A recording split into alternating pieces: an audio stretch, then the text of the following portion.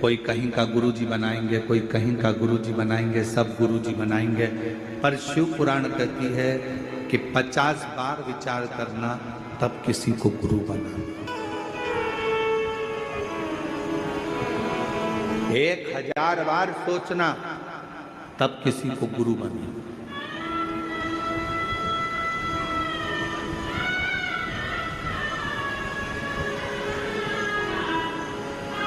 एक माँ अपने बच्चे को जन्म देती है और दूसरा गुरु अपने शिष्य को जन्म देता है। माँ अपने बच्चे को जन्म देती है और उसको संस्कारों में पिरो देती है और उस बच्चे को बड़ा कर देती है। उसी तरह गुरु अपने संस्कारों से, अपने भजन से, अपने कीर्तन से, अपने मंत्र से अपने शिष्य को श्रेष्ठ बनाकर, माँ अपने बच्चे को संस्कारित बनाकर उसको अच्छी एजुकेशन दिलाकर अच्छी कंपनी में जॉब करा देती है, गवर्नमेंट जॉब करा देती है या व्यापार खुला देती है। और गुरु किसी कंपनी में जॉब नहीं कराता, गुरु उस परमात्मा से मिलाने का प्रयास करता है, अपने दिल को मजबूत करने का प्रयास करता है।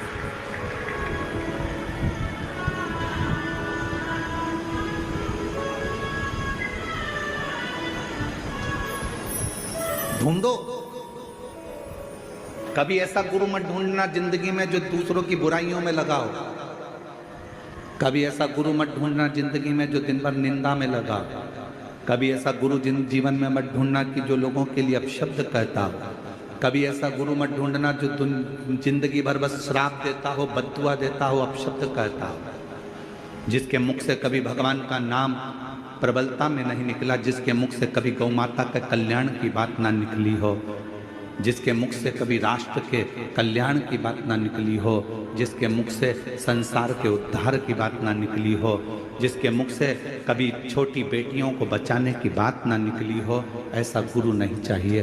गुरु वो होना जो हमारा भी कल्याण करे, राष्ट्र का भी कल्याण करे और जगत का भी कल्याण करे, वो गुरु हो। और नहीं मिले तो एक लोटा जल चढ़ाकर शंकर जी के शिवलिंग पर स्पर्श कर कर उसको अपना गुरु मानकर उसकी आराधना कर।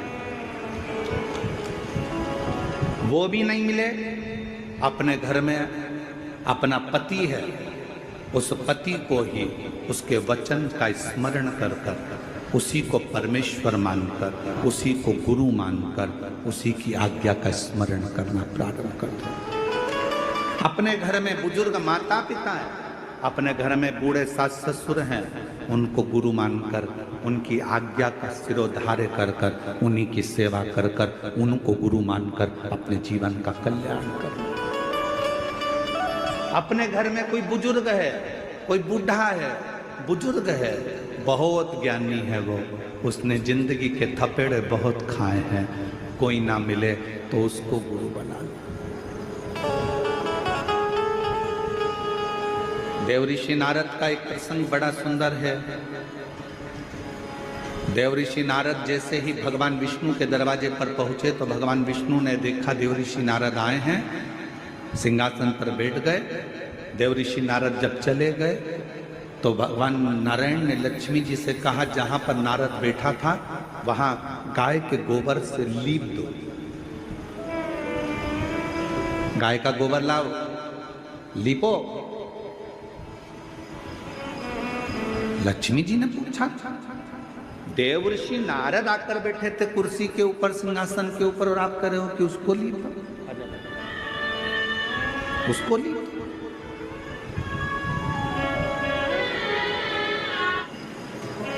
शिव कथा कर, भगवान शंकर का चरित्र कर, शिव पुराण कर, शिव तत्व कर।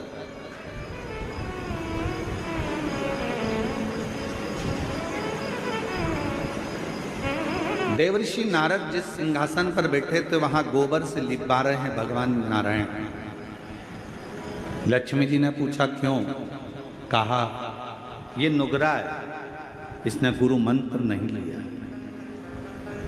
गुरु मनाया नहीं है इसने जिंदगी में। नारद जी ने सुन लिया और भगवान विष्णु के पास आकर बोले कि मेरे जाने के बाद आपने गोबर से लीपा, क्योंकि मेरा गुरु दीक्षा नहीं हुआ है, मेरा गुरु मंत्र नहीं हुआ। क्या करूं मैं, किसको गुरु बनाऊं? भगवान विष्णु ने कहा क्यों, कोई गुरु नहीं मिलता? नारद जी कहते हैं मैं तो सर्वश्रेष्ठ गुरु हूं, मुझे किसी गुरु की जरूरत कहां। भगवान मुस्कुराकर बोले नारद, संसार में आए हो, भले देवता हो, पर गुरु का होना जरूरी है। किसको गुरु बनाओ? भगवान नारायण ने कहा जो तुझे पृथ्वी पर समुद्र के तट पर पहला व्यक्ति मिले, बस उसी को गुरु बना देना। नारद जी भ्रमण करते करते समुद्र के तट पर गए। एक मछुआरा मछली पकड़ने के लिए जा रहा था। नारद जी को सबसे पहले वही मछुआरा दिखा, मछली पकड़ने वाला। नारद जी ने मन में सोचा कि बताओ इसको गुरु बनाऊंगा मैं, ये मछली पकड़ने वाला। नारद जी ने मन में सोचा मैं इसको गुरु नहीं बनाऊंगा। नारद जी फिर भगवान विष्णु के पास में गए। प्रभु, वहां तो गुरु के रूप में एक मछली पकड़ने वाला मिला। नारद जी से भगवान ने कहा कोई भी मिला हो पर गुरु तो बनाओ। नारद जी ने जाकर मछली पकड़ने वाले मछुआरे के हाथ जोड़कर कहा कि मैं तुमको गुरु बनाना चाहता हूं। मछुआरे ने कहा फालतू बात मत कर, कोने में बैठ जा, मछली पकड़ने जाना है, मुझे देरी हो रही है। चुप। नारद जी चुप होकर बैठ गए। मछुआरा फिर आया। नारद जी ने कहा कि मुझे मंत्र दे दो। चुप। नारद जी चुप बैठ गए। नारद जी ने सोचा मंत्र एक ही मिला है, इसके मुंह से केवल चुप। तो नारद जी भी उसी मंत्र का स्मरण करते करते भगवान विष्णु के पास जाकर कहे प्रभु, गुरु भी मिला तो ऐसा गुरु मिला जिसने मंत्र तक नहीं दिया, केवल कह दिया चुप, इसके सिवाय कोई मंत्र नहीं देता। ऐसा गुरु किस काम का? भगवान विष्णु को क्रोध आ गया। नारायण ने कहा नारद, तुमने मेरे पास आकर अपने गुरु की निंदा करी है, मैं तुम्हें श्राप देता हूं, 84 लाख योनियां तुम्हें काटना पड़ेगा। 84 लाख योनियों के चक्कर काटना पड़ेंगे तुमको। नारद जी तो हाथ जोड़कर खड़े हो गए, क्षमा कर दो प्रभु, मुझसे गलती हो, अब तो मुझे 84 लाख योनियां काटना पड़ेंगी, अब करूं क्या? लक्ष्मी जी से पूछा आप बताओ। लक्ष्मी जी बोले मैं क्या बताऊं। फिर पहुंचे ब्रह्मा जी से कि मुझे 84 लाख योनियां काटना है पृथ्वी पर, आप बताओ क्या करूं। ब्रह्मा जी कुछ नहीं बोले। तब शंकर जी के पास गए। नारद जी क्या बात है? नारद जी ने कहा 84 लाख योनियां काटना है, भगवान का श्राप लगा है। शंकर भगवान ने कहा अपने गुरु के पास जा, वो बता देगा कि 84 लाख योनि कब कटेगी। गुरु जी से जाकर कहा, मछली पकड़ने जा रहा था मछुआरा, गुरु जी गुरु जी, गुरु जी के पांव पकड़ लिए, अब तो छोड़ता नहीं नारद, कृपा करो। गुरु जी ने पूछा क्या हो गया? मछुआरे ने पूछा मुझे श्राप लगा है। 84 लाख योनि पकड़ने वाले मछुआरे ने 84 लाख योनियों के फोटो बनवाकर नारद जी से उसका चक्कर कटवा दिया। जैसे ही चक्कर कटा भगवान विष्णु के पास गए। नारायण ने गले में माला पहनाकर कहा वाह नारद, तुम तो इतनी जल्दी 84 का चक्कर काट कर आ गए।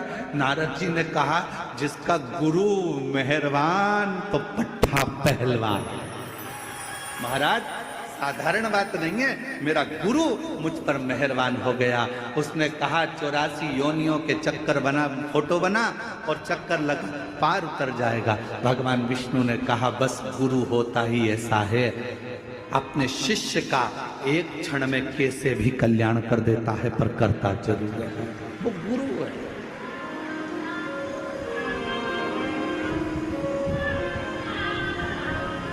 महाराज इसीलिए शास्त्र कहता ओम कहने से तर जाएगा तेरा जीवन संवर जाएगा।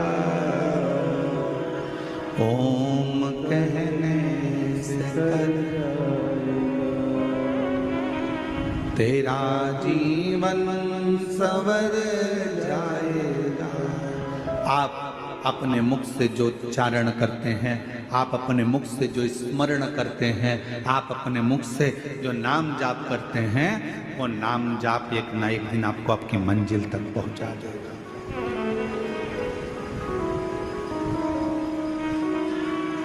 दिल से किसको गुरु मानते हो वो आपके ऊपर निर्भर करता है। जरूरी नहीं कि आप उसके सामने पहुंचोगे। एक लब्बे जैसा भी इसने हो सकता है कि गुरु के सामने नहीं पहुंचे तो भी गुरु का भाव उत्पन्न कर दे।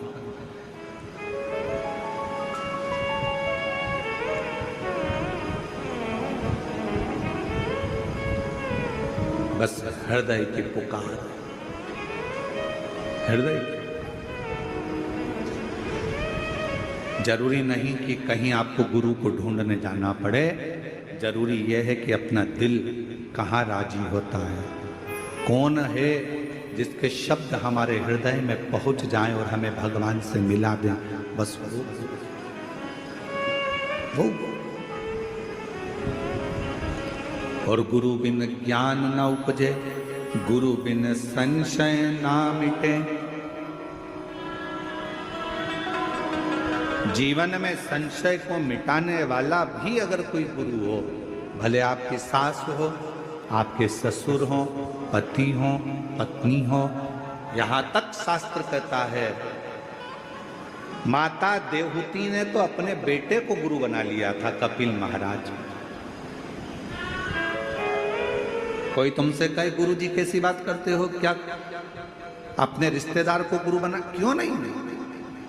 माता देवहूति ने अपने पुत्र बेटा कपिल महाराज को अपना गुरु बनाया था। और कपिल महाराज ने अपनी मां को ज्ञान दिया था, मां बुढ़ापे में आंखों से अगर दिखना बंद हो जाए तो इन आंखों से ना देखते हुए भीतर की आंख से अंदर बैठे हुए परमात्मा को देखना चालू कर देना। ये कपिल महाराज बोले।